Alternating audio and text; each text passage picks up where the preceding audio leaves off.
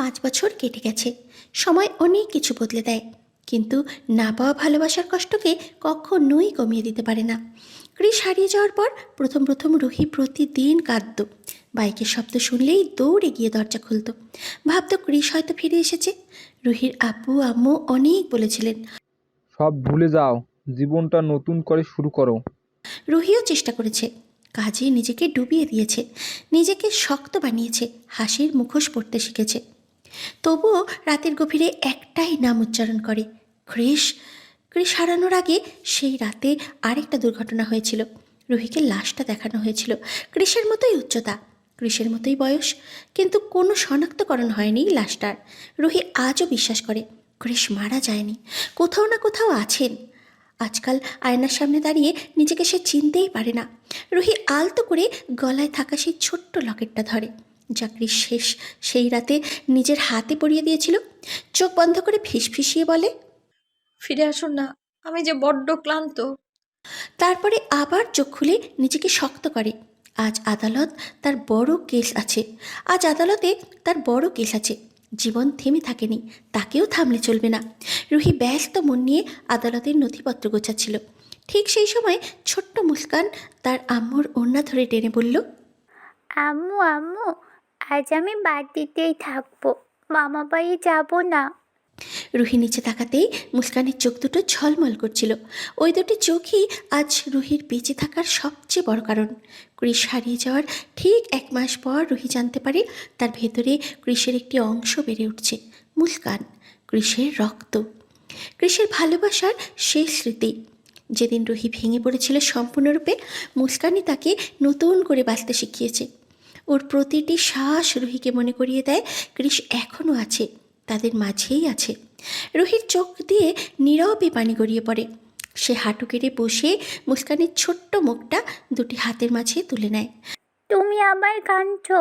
আম্মু, তুমি তো জানো আমার আব্বু অনেক স্ট্রং। আব্বুর কিচ্ছু হয়নি, আব্বু ঠিক ফিরবে।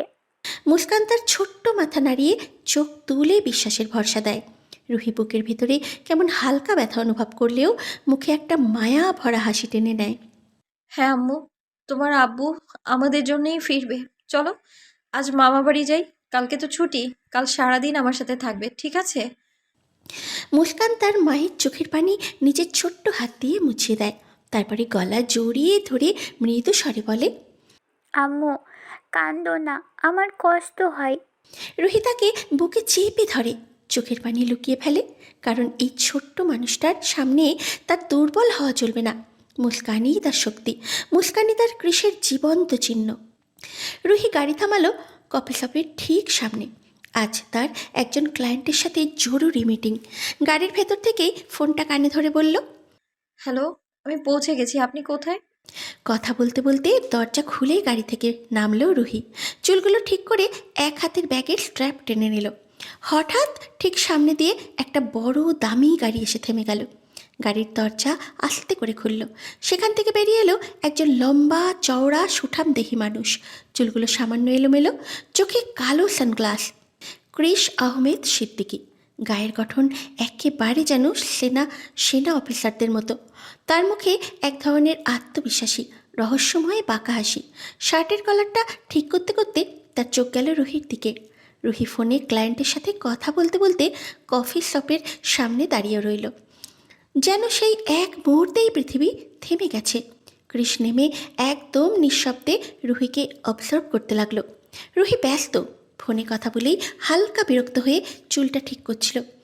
একবারও সে মাথা তুলে তার দিকে তাকায়নি, তাই সে বুঝতেই পারল না কেউ তাকে এমন গভীর দৃষ্টিতে দেখছে। ক্রিস সানগ্লাসের আড়াল থেকে রুহির প্রতিটা ভঙ্গি দেখল। তার ব্ল্যাক সালোয়ার কামিজ, পিঠে ঝুলে থাকা লম্বা বিনুনি, নিষ্পাপ ফুলের মতন মুখশ্রী। ক্রিসের ঠোঁটে মৃদু রহস্যময় হাসি ফুটে উঠল, যেন কোনো মূল্যবান জিনিস পেয়েছে। সে শার্টের কলারটা ঠিক করে আরও একবার তাকালো রুহির দিকে, শান্ত, স্থির, তীক্ষ্ণ চোখে। রুহি ফোনে ব্যস্ত, কিছুই টের পেল না, না সেই দৃষ্টি, না সেই উপস্থিতি। ক্রিস ধীরে পা বাড়িয়ে কফি শপে প্রবেশ করলো, কিন্তু যাওয়ার আগে আরও একবার ফিরে তাকালো রুহির দিকে। একটি দীর্ঘ অর্থপূর্ণ দৃষ্টি। রুহি কফি শপে ঢুকে ভেতরের কোণার টেবিলে বসলো। ক্লায়েন্ট ইতিমধ্যেই এসে অপেক্ষা করছিল। Sorry to keep you waiting. Ruhi হালকা হাসি দিল। কাগজপত্র খুলে দুজনের কথা শুরু হলো। কাঁচের দরজার ওপাশে সন্ধ্যার আলোটা ধীরে ধীরে ফিকে হয়ে আসছে। রুহি টেবিলের উপরে ল্যাপটপ খুলে রেখে ক্লায়েন্টের কথা মনোযোগ দিয়ে শুনছে। কফি শপের এক কোণে বসে আছে ক্রিস, সামনে একটা কফির কাপ। তার পাশেই বসে আয়ান, ক্রিসের সব থেকে ভরসার মানুষ। ক্রিস চাইলেও চোখ সরাতে পারছে না রুহির থেকে। ওর মধ্যে যেন কোনো চুম্বক আছে। কি ভাই, এসে থেকে দেখছি ওই মেয়েটাকে দেখছিস, ব্যাপারটা কি? এই মেয়েটা আমার খুব পছন্দ হয়েছে। ওর সব ডিটেলস লাগবে, নাম, ঠিকানা, পরিবার সব। ওকে আমার প্রপার্টি বানাতে চাই। কি বলছিস ভাই, প্রথমে দেখে এই অবস্থা? ক্রিস কোনো জবাব দিল না। কয়েক সেকেন্ড পর কণ্ঠস্বরে একটা অদ্ভুত দৃঢ়তা। আয়ান, বল। এই মেয়েটার সব ডিটেলস আমার চাই, আজ রাতের মধ্যে। আয়ান অবাক হয়ে তাকিয়ে থাকে ক্রিসের দিকে। রুহি বাইরে বেরিয়ে গেল। ক্রিস শুধু তার হাওয়ায় উড়ে যাওয়া চুলটা দেখল আর নিজের বুকের ভেতরে শব্দহীন বিস্ফোরণ অনুভব করল।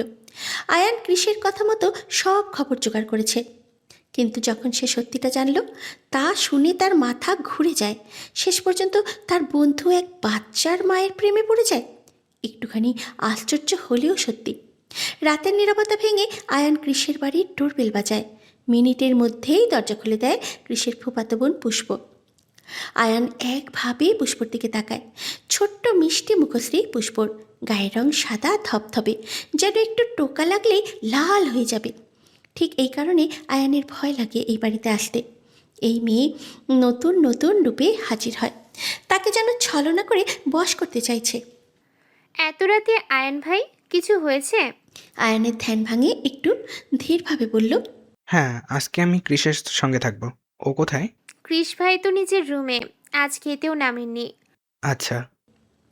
বলে সে উপরে চলে যেতে চাইল, কিন্তু হঠাৎ যেন তার পা আটকে গেল। সে ঘুরে আবার পুষ্পর দিকে তাকালো। এই মেয়ে, তুমি রোজ এত সুন্দর করে সাজো কেন? পুষ্পখানিক লজ্জা পায়, মনে মনে ভাবে, আমি তো কৃষ ভাইয়ের জন্য সাজি, কিন্তু কৃষ ভাই তো আমার দিকে একবারও তাকায় না। পুষ্পকে কিছু না বলতে দেখে আয়ান বলে, বাই দ্য ওয়ে, তোমাকে দেখে মনে হচ্ছে পুরো রাত পড়ি। বলেই আয়ান দাঁড়ায় না। সে ধীরে ধীরে কৃষের রুমের দিকে হাঁটতে শুরু করে। যাকে দেখাতে চেয়েছি সে দেখছে না, আর এই লোক প্রশংসা করতে এসেছে। আয়ান কৃষের রুমে ঢুকতেই দেখে কৃষ বিছানায় বালিশ জড়িয়ে শুয়ে আছে আর ফোনে কিছু একটা দেখছে। ভাই, তুই ভালো হবি না, এসব দেখে কি বাস? কৃষ ফোন থেকে চোখ না সরিয়ে মুচকি হেসে, তুই বুঝবি না, এটা পৃথিবীর সবচেয়ে সুন্দর অনুভূতি। আয়ান হু হু করে হেসে উঠল। তাই বলে এক বাচ্চার মায়ের প্রেমে পড়েছিস? কৃষ যেন আকাশ থেকে পড়ল। কি, একটা বাচ্চার মা? কি বলছিস তুই? হ্যাঁ, ঠিকই বলছে। লায়ার মিসেস খান, ক্রিস খানের স্ত্রী। 4 বছরের একটা মেয়ে আছে তার। স্বামী নেই, এক দুর্ঘটনায় মারা গেছে। সবচেয়ে চমকানোর মতো ব্যাপার কি জানিস? তোদের নাম এক। এক নাম হতে কি হয়েছে, বড় ব্যাপার না। বর নেই, এটা ভালো খবর। মানে, তুই সব জেনে ওই মেয়েটাকে চাইছিস? কৃষের চোখে যেন এক অদম্য দৃঢ়তা। ভাবি বল, জীবনে প্রথমবার কোনো মেয়েকে দেখেই আমার ভেতর ফিলিংস জেগে উঠেছে। আমি ওকে চাই, যাই হোক না কেন। ভাই, ওর তো একটা বাচ্চা আছে। সো হোয়াট, মিস লয়ার শুধু আমারই হবে। তোর মাথা খারাপ হয়ে গেছে, একটা ইউজড মাল নিয়ে তুই টানাটানি করছিস? এই কথা শোনা মাত্রই কৃষের চোখ লাল হয়ে উঠল। সে ঝড়ের মতো উঠে এসে আয়ানের কলার চেপে ধরল, কণ্ঠে রাগ।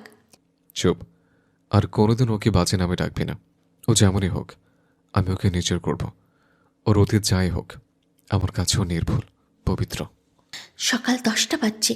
সূর্যের আলো যখন কাচের টাওয়ারগুলো ছুঁয়ে ঝিলমিল করছে, ব্যস্ত শহরের মানুষ তখন ছুটে যার যার গন্তব্যে। কেউ অফিসের দিকে, কেউ দোকান খুলছে, কেউ বা ট্রাফিকের ভিড়ে গলা শুকিয়ে ফেলছে। এই শহরের যেন কারোর জন্য অপেক্ষা করার কোনো সময়ই নেই। বড় সড়ো কালো গাড়িটা ধীরে ধীরে এসে থামলেও খান ম্যানশনের সামনে। শহর তখন ব্যস্ত, কিন্তু এই বাড়িটা দেখে অদ্ভুত নীরবতা মনে হলো। গাড়ির জানলার কাজ সরিয়ে কৃষ বাইরে তাকাতেই বুকের ভেতরটা হঠাৎ কেঁপে উঠল। চোখের সামনের দৃষ্টিটা ঝাপসা হয়ে উঠল। মাথাটা যেন ধরে এলো। মনে হলো এই বাড়িটাকে সে আগেও কোথাও খুব ভালো করে দেখেছে। কোথায়, কবে, মনে তো করতে পারছে না। শুধু অদ্ভুত এক টান। কৃষ 2 হাত দিয়ে মাথা চেপে ধরল। এই, কি হলো, ঠিক আছিস তো? কৃষ মাথা ঝাঁকিয়ে জোর করে হাসল। আম ফাইন, কিছু না। ক্রিস চারপাশে তাকিয়ে বলে, এত বড় বাড়ি, কিন্তু লোকজন কোথায়? কেউ দেখাও যাচ্ছে না। ভাই, আমি কিছুই জানি না, আর তুই আমাকে বেশি প্রশ্ন করবি না। গতরাতে আমার মেইন পয়েন্টে এমন লাথি মেরেছিস, এখনো ব্যথা আছে। এই ব্যথা ছাড়লে বলবি, আরেকটা লাথি দিব, যেন ভবিষ্যতে আমার হানির নাম নিয়ে উল্টাপাল্টা কথা বলে সাহস না হয়। বাবা, হানি? ফাক your mouth, don't say that name again. Chris অনেকক্ষণ ধরে গেটের সামনে পায়চারি করছে, কিন্তু বাড়ির দিক থেকে কোনো সাড়াই নেই। আয়ান এবার বিরক্ত হয়ে গাড়ি থেকে নামলো। ভাই, আর কতক্ষণ? 1 ঘন্টা হতে চললো, কেউ তো দরজা খুললো না। বাড়িতে মানুষ নেই নাকি? ক্রিস অন্যমনস্কভাবে গেটের দিকে চেয়ে শুধু দীর্ঘশ্বাস ফেলল। হঠাৎ একটি ছোট কণ্ঠ, আপু। দুজনেই একসাথে চমকে ভেতরে তাকালো।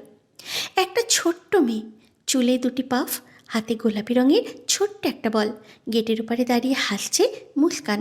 এ কি, এই মেয়ে তোকে আপু বলছে কেন? তুই কি এতদিন বাইরে থাকার নাম করে লুকিয়ে বিয়ে করে বাচ্চা পয়দা করে ফেলেছিস নাকি? ক্রিস রাগে চোখ লাল করে আয়ানের গালে সজোরে একটা থাপ্পড় বসিয়ে দিল।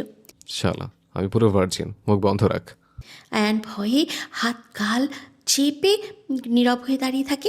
মুস্কান আবার ডেকে ওঠে, আব্বু, ভিতরে আসো না কেন? আম্মু তোমাকে দেখলে খুব খুশি হবে। ক্রিস স্থির হয়ে যায়। তার চোখে শিশুটিকে দেখে অদ্ভুত এক অনুভূতি জেগে ওঠে। মনে হয় যেন এই ছোট্ট মেয়েটা সত্যিই তার কেউ। মুস্কান আবার সিকিউরিটিকে বলে ওঠে, দরজা খুলুন, আমার আব্বু এসেছে তো। গার্ড দ্বিধা না করেই গেট খুলে দেয়। গেট খোলার সাথে সাথে মুস্কান দৌড়ে গিয়ে ছোট ছোট 2 হাত দিয়ে ক্রিসের পা জড়িয়ে ধরে। অদ্ভুতভাবে ক্রিসও তাকে বুকে তুলে নেয়। মৃদু হেসে মুস্কানের কপালে ছোট্ট করে চুমু দিল। তুমি আমাকে চেনো? চিনব না কেন? তুমি তো আমার আব্বু। আমি রোজ তোমার ছবি দেখি তো। ভাই ভাই, কিছু তো গোলমাল আছে। ক্রিস আবার রাগি চোখে তার দিকে তাকাতেই আয়ান মুখে আঙুল দিয়ে চুপ করে দাঁড়ায়। মুস্কান খুশিতে ক্রিসের হাত টেনে ধরে বলে, চলো না আব্বু, আই মিস ইউ। সন্ধ্যা নেমে এসেছে। চারিদিকে এক ধরনের অদ্ভুত অন্ধকার। রাস্তার লাইটগুলো মাঝে মধ্যে জ্বলছে নিভছে। মুস্কান সারা দিন ধরে বলেছে আজ বেড়াতে যাবে, তাই রুহি তাকে নিয়ে বেরিয়েছে। গাড়ি চালাচ্ছে রুহি। মুস্কান পাশে বসে জানালার বাইরে তাকিয়ে খুশিতে বারবার হাততালি দিচ্ছে। হঠাৎ একটা আইসক্রিম ভ্যান দেখে। মুস্কান খুশিতে চিৎকার করে ওঠে। আম্মু আম্মু, আইসক্রিম আইসক্রিম। রুহি হেসে গাড়ির রাস্তার পাশে থামিয়ে দিল। গাড়ি থেকে নামতে নামতে বলে, তুমি বসো, ঠিক আছে? আমি তোমার পছন্দের আইসক্রিম নিয়ে আসছি। ওকে আম্মু। রুহি রাস্তা পার হওয়ার জন্য এগিয়ে যায়। হাওয়ায় এলোমেলো হয়ে তার চুল মুখে এসে পড়ে। সে বিরক্ত হয়ে চুল সরিয়ে নিল। তার চোখের সামনে আইসক্রিম ভ্যান। ঠিক তখনই একটা কালো গাড়ি পাশ দিয়ে বেরিয়ে যায় হালকা গতিতে। মাত্র কয়েক সেকেন্ডের জন্য রুহি সামনের সিটে থাকা লোকটার মুখ দেখল। ক্রিস! তার ক্রিস! রুহির নিঃশ্বাস থেমে যায়। রুহি 1 সেকেন্ডও দেরি করলো না, দৌড়ে নিজের গাড়িতে ফিরে এলো। কাঁপা কাঁপা হাতে স্টিয়ারিং ধরল। মুস্কান অবাক। আম্মু কি হলো? আইসক্রিম? পরে দেবো সোনা, এখন খুব দরকারি কাজ আছে তো। তার চোখে পানি জমেছে, শ্বাস ভারী হয়ে উঠেছে, কিন্তু দৃষ্টি স্থির সেই গাড়ির দিকে যেখানে সে ক্রিসকে দেখেছে। রুহি গাড়ির চাবি ঘুরিয়ে দিল। ইঞ্জিন গর্জে উঠল। আমি ভুল দেখতে পারি না, ওটা ক্রিস ছিল। পাগলের মতো দ্রুতগতিতে সে গাড়ি চালাতে শুরু করলো, সরাসরি সেই কালো গাড়ির পেছন পেছন। মুস্কান সিটে বসে চুপচাপ মায়ের মুখের আতঙ্ক দেখছে, কিন্তু কিছুই বুঝছে না। আম্মু, তুমি কাঁদছো কেন?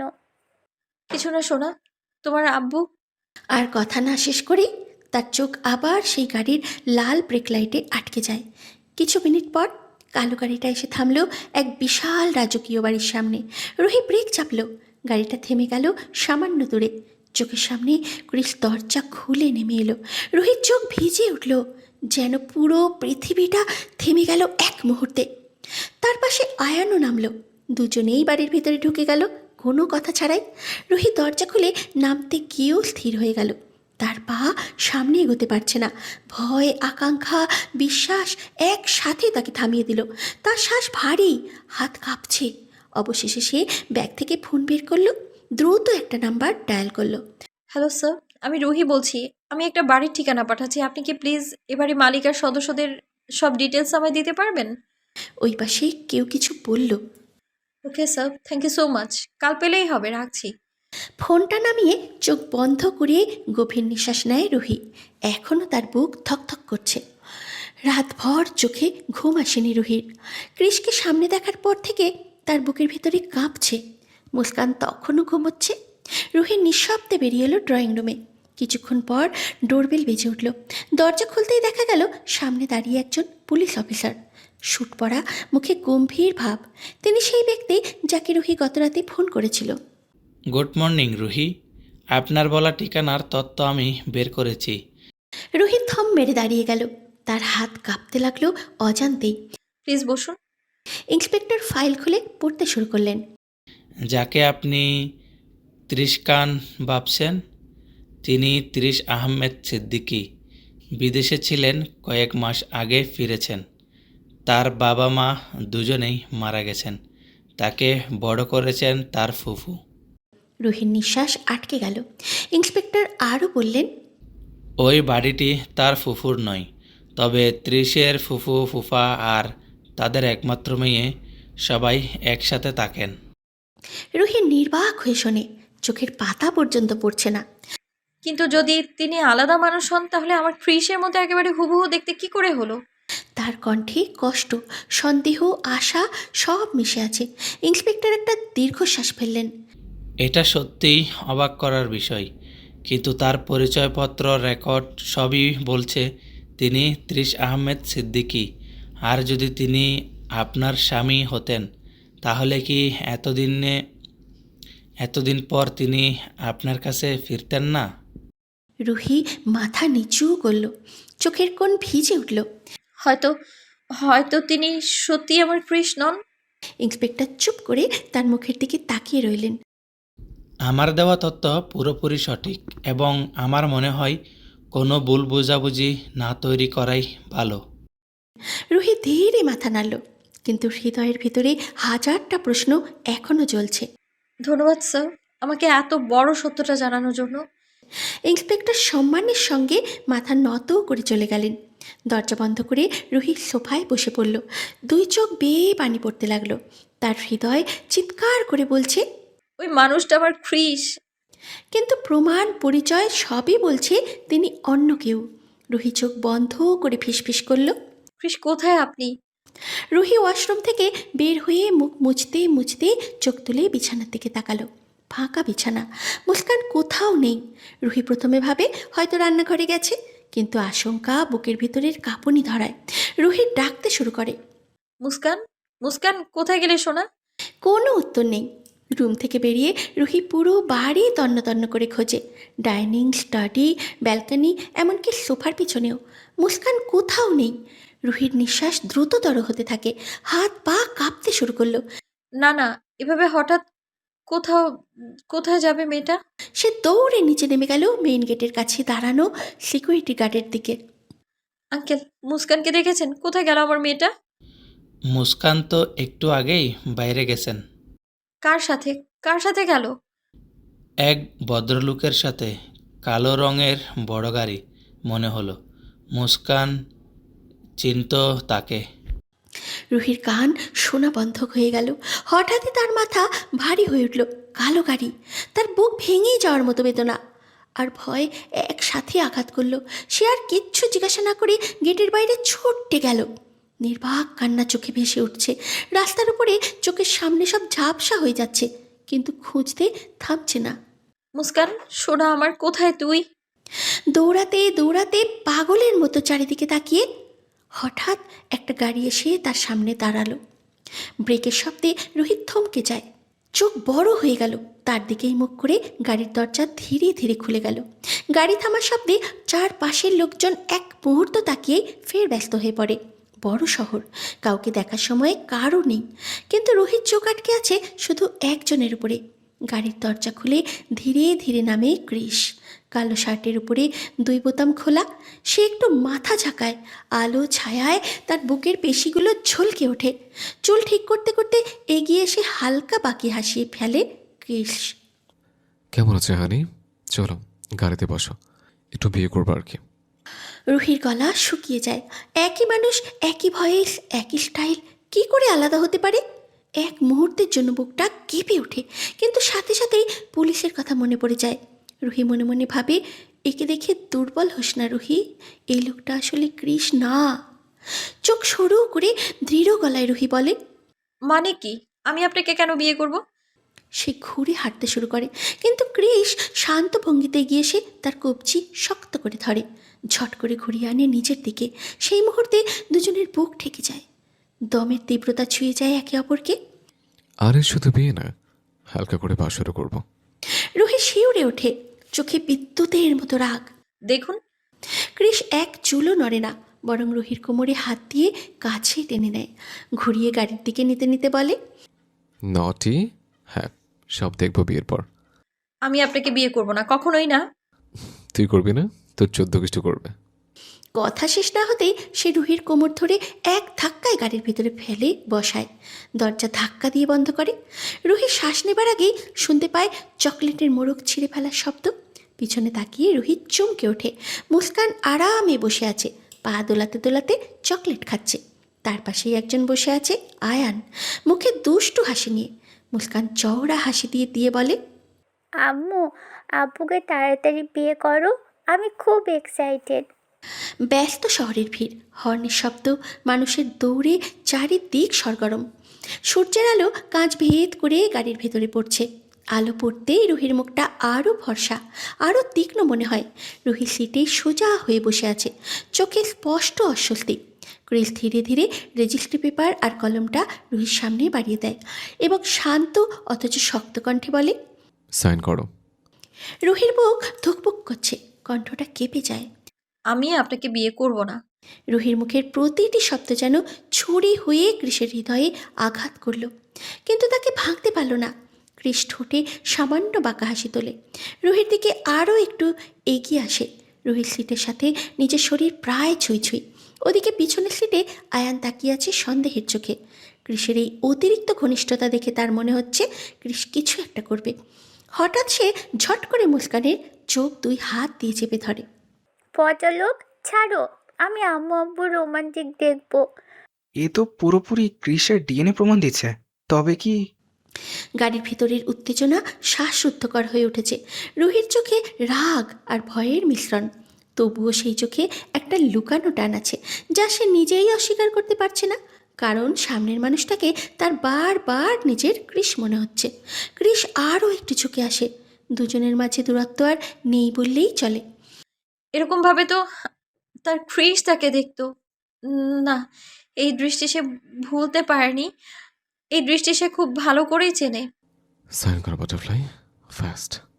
কথা শেষ হতেই রুহি তীব্র রাগে কৃষের কলার চেপে ধরে। আমি মরে গেলেও সাইন করব না। কৃষের চোখ পড়ে রুহির গোলাপি নরম ঠোঁটের দিকে। নিজের নিয়ন্ত্রণ হারিয়ে ফেলে সে। রুহির ঠোঁট যেন তাকে ডাকছে, তাকে কাছে টানছে। হঠাৎই কৃষ এগিয়ে এসে রুহির গোলাপি নরম ঠোঁটে ঠোঁট মিলিয়ে দেয়।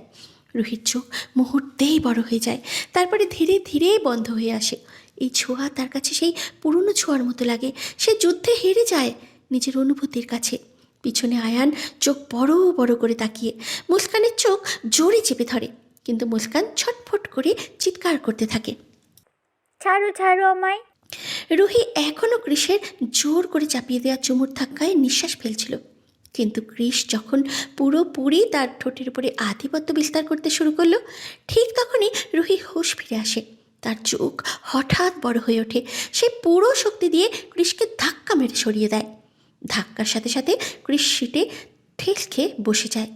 পিছনে বসা আয়ান চোখ সরিয়ে মুস্কানের চোখ দিয়ে দুই হাত দিয়ে খুলে দেয়। মুস্কান হাঁ করে তাকিয়ে থাকে দুজনের দিকে, বোঝার চেষ্টা করে আসলে হচ্ছেটা কি। কৃষ নিজের ঠোঁটের কোণা বুড়ো আঙুল দিয়ে মুছে রুহির দিকে তাকায়। তার চোখ জ্বলছে আগুনে। রুহি রাগে, লজ্জায়, অস্বস্তিতে জোরে একটা থাপ্পড় মারে কৃষের গালে। এক মুহূর্ত নিস্তব্ধতা। গাড়ির ভেতরের বাতাস জমাট বাঁধে। কৃষির চোয়াল শক্ত হয়ে যায়। সে এক ঝটকায় রুহির চুল মুঠি শক্ত করে ধরে ফেলে। ব্যথায় রুহির নিঃশ্বাস আটকে আসে। আমার ধৈর্যের পরীক্ষা নিস না। কিন্তু রুহির রাগ হয়, আবার আগুন হয়ে ওঠে। আর সহ্য হয় না এই অন্যায়। সে কৃষের মুখে থুতু ছুঁড়ে দিয়ে বলে, মিস্টার ক্রিশ আহমেদ সিদ্দিকী, আপনি বড় সড়ো ভুল করছেন। আমি একজন আইনজীবী, আপনার বিরুদ্ধে হ্যারাসমেন্টের মামলা করে 2 মিনিটের মধ্যে আপনাকে লকআপে ভরার ক্ষমতা আমার আছে। ক্রিস রুহির ওড়না টেনে নিজের গাল মুছে হাসে, সেই পরিচিত বিপজ্জনক হাসি। আই লাভ ইট বাটারফ্লাই, তোর এই তেজটাই আমার ভালো লাগে। বাটারফ্লাই শব্দটা শুনেই রুহির বুক ধুকপুক করে ওঠে। ক্রিস এবার আয়নায় দিকে তাকিয়ে আয়ানকে ইশারা করে। আয়ান সাথে সাথেই সিটের নিচ থেকে বন্দুক বের করে মুস্কানের মাথায় ঠেকিয়ে ধরে। মুস্কান ভয়ে জমে বরফ, তার ছোট্ট দেহটা কাঁপতে কাঁপতে কেঁদে ওঠে। আম্মু, কি করছেন কি? ওর মাথা থেকে বন্দুকটা সরান। ক্রিস এবার আর হাসছে না, তার কণ্ঠ নিচু, তার প্রতিটা শব্দ হুমকি। সাইন করুন লয়ার ম্যাডাম, তাড়াতাড়ি, নইলে। আম্মু, রুহির বুক ভেঙে যায় কান্নায়। নিজের বাচ্চাকে সে কিছুতেই বিপদে ফেলতে পারে না। আমি সাইন করব, কিন্তু দয়া করে আগে বন্দুকটা সরান। আগে সাইন। কাগজ আর কলম এগিয়ে দেয়। রুহি মুস্কানের চোখের ভীত চাহনি দেখে কাপা হাতে সাইন করে দেয়। ক্রিস সাইন হওয়া মাত্রই কাগজটা টেনে নিয়ে নিজের কাছে রাখে। হাসির রেখা আবার তার ঠোঁটে। মুস্কান হঠাৎ উচ্ছ্বাসে খিলখিল করে ওঠে। ইয়া, আম্মু আব্বুর বিয়ে হয়ে গেছে। বলেই আনন্দে ক্রিসের সাথে হাই ফাইভ করে। রুহি অবাক হয়ে দুজনের দিকে তাকায়। এসব কি মুস্কান? তুমি যাকে তোমার আব্বু ভাবছো সে আসলে তোমার আব্বু নয়, মুখোশধারী একজন মানুষ সে। মুস্কান ভ্রু কুচকে তাকায় আয়নের দিকে আর হঠাৎ খিলখিল করে হেসে ওঠে। এবার আমার আম্মু আব্বুর বাসর হবে। এটা বাচ্চা নাকি নাকি চৌবাচ্চা? রুহি রাগে ফেটে পড়ে দরজার হ্যান্ডেলে হাত দেয়। মুস্কান, গাড়ি দিয়ে নামো, আমরা বাড়ি যাব। ক্রিস সঙ্গে সঙ্গে তার হাত শক্ত করে ধরে। কোথায় যাচ্ছ বউ? আমার মেয়ে কি বললে শুনলো না? আজ আমাদের বাসর। জাস্ট শাট আপ, নিজের সীমায় থাকুন নইলে। ক্রিস আরও কাছে এসে তার মুখে গরম নিঃশ্বাস ছুড়ে দেয়, চোখে বিপজ্জনক আগুন। বাটারফ্লাই, তুই যদি লেবু হোস তাহলে আমি জুসার। লেবু চাপে কীভাবে রস বের করতে হয় তা খুব ভালো করে জানা আছে আমার। ক্রিসের নিঃশ্বাসের স্পর্শে রুহির দম বন্ধ হয়ে আসে। তার শরীর কাঁপছে, রাগে না, অন্য কিছুর টানে সে নিজেও জানে না। ক্রিস আয়নের দিকে তাকিয়ে বলে, আয়ান, মশুকে নিয়ে বাড়ি যা, আমার বাসর হয়ে গেলে ফোন দেব। কি হচ্ছে এটা কি? আপনি কিন্তু নিজের সীমা অতিক্রম করছেন। মুস্কান, তুমি কোথাও যাবে না। কিন্তু মুস্কান যেন আগে থেকেই সব জানে। হাসতে হাসতে আয়নের হাত ধরে দরজা খুলে নেমে যায়। রুহি নামবে ঠিক তখনই ক্রিস তার কোমর জড়িয়ে নিজের কোলে বসায়, এত শক্ত করে ধরে যে রুহির নড়াচড়া করার ক্ষমতাই নেই। ক্রিস হাসকি স্বরে রুহির কানে ফিসফিস করে বলে, লাফাস না, আমি কন্ট্রোল হারিয়ে ফেললে কিন্তু গাড়িতেই শুরু করে দেব। কুত্তা ছাড় আমায়, কে তুই? ক্রিস ঠোঁটে এক ফোঁটা শয়তানি হাসি ফুটিয়ে বলে। তোর হাজব্যান্ডরে কুত্তি। এক মুহূর্তের মধ্যে ক্রিস গাড়ি স্টার্ট দেয়। গাড়ি দ্রুত গতিতে রাস্তায় ছুটে যায়। গাড়ির স্পিড আর ক্রিসের স্পর্শ দুটোই রুহির শ্বাস কাঁপিয়ে দিচ্ছে। রুহি গাড়ির জানালার দিকে তাকিয়ে কাঁপা কণ্ঠে বলে, গাড়ি থামান, নামবো আমি। ক্রিস এক চোখ রাস্তায়, এক চোখ রুহির মুখে। আর একবার আমার কথা বল। এত কিসের অধিকার আপনার? ক্রিস হঠাৎ ব্রেক মেরে গাড়ি থামায়। গাড়িটা সামনে ঝাঁকুনি খায়। রুহির শরীরটা ঝুঁকে সামনে পড়তেই ক্রিস তার কোমর ধরে টেনে নিজের গায়ে চেপে বসায়। রুহি ধাক্কা দিয়ে দূরে যেতে চাইলে ক্রিস তার 2 হাত কবজি ধরে উপরে তুলে ফেলে, সিটের সাথে আটকিয়ে দেয়। এবার পালাতে চাইলে আমি এমন কিছু করব যা তুমি সহ্য করতে পারবে না। ক্রিসের মুখ এত কাছে যে দুজনে নিঃশ্বাস মিলে মিশে যায়। রুহি রাগে চোখে চোখে আগুন ছুড়ে বলে, দূর হন। ক্রিসের আগুন রুহির চিবুকের নিচে। ধীরে ধীরে ঠেলে মুখটা নিচের দিকে তোলে। তোমার হার্টবিটই বলে দিচ্ছে তুমি কি চাও। তার আঙুল এবার নেমে আসে রুহির গলার উপরে। রুহির ঠোঁট কাঁপছে, সে চিৎকার করতে চাইলেও শব্দ বের হয় না। ক্রিস তার কানে ঝুঁকে নিচু গলায় বলে, একটা সুযোগ দাও, পুরো দুনিয়া ভুলিয়ে দেব। রুহি বুকের ভেতরে তোলপাড়, শ্বাস দ্রুত, কিন্তু মুখে জেদ। আপনি স্বপ্ন দেখছেন। ক্রিস হাসল, ঠিক শিকারের মতো। সে আবার রুহির ঠোঁট চেপে ধরে, এবার আগের তুলনায় আরও গভীর, আরও দাবিদার, আরও পাগল করা। রুহির হাত দুটো এমনভাবে চেপে ধরে যে সে 1 ইঞ্চিও নড়তে পারে না। চুম্বনের মাঝে থেমেই ক্রিস বলে, তুই শুধু আমার, বুঝেছিস? রুহি নিঃশ্বাস নিতে নিতে চোখ ভিজে আসে। চোখে রাগ আর অদ্ভুত ঝড়। কখনো না, আমার উপর আপনার কোনো অধিকার নেই। কৃষ হাসলো, ধীরে ধীরে তার ঠোঁট নামিয়ে আনলো গলার দিকে। রুহি ঘাড়ে হঠাৎ করে জোরে কামড় দেয়। অনেক শালা লাদা মার্কা, 2-2বার বিয়ে করেও তোর উপর আমার অধিকার নেই। কথাটা শুনতে না শুনতেই রুহির বুকের ভেতরটা যেন তীরের মতো বিদ্ধ হয়। সে ধাক্কা দিয়ে কৃষকে সরিয়ে দেয়, চোখে জল টলমল করে ওঠে। কি বলেন? আরেকবার বলুন। কৃষ ঠোঁটের কোণে তাচ্ছিলের হাসি টেনে গম্ভীর চোখে তাকায়। ক্রিশ খান যা বলে একবারই বলে। রুহির চোখ ভিজে যায়, বুকটা হাঁপড়ের মতো ওঠানামা করে। সে কৃষের কলার আটকে ধরে কাপা কণ্ঠে বলে, সত্যি করে বলুন, আপনি আপনি আমার ক্রিশ? কৃষ একটা দীর্ঘ শ্বাস ফেলে চোখ বন্ধ করে। তার চোখ লাল, শ্বাস ভারী। এত কিছুর পরে আমার চিনতে পারছিস না? আমার কি চেহারা পাল্টে গেছে? না, আগে বলুন কি আপনি? আমি তোমার ক্রিশ বাটারফ্লাই।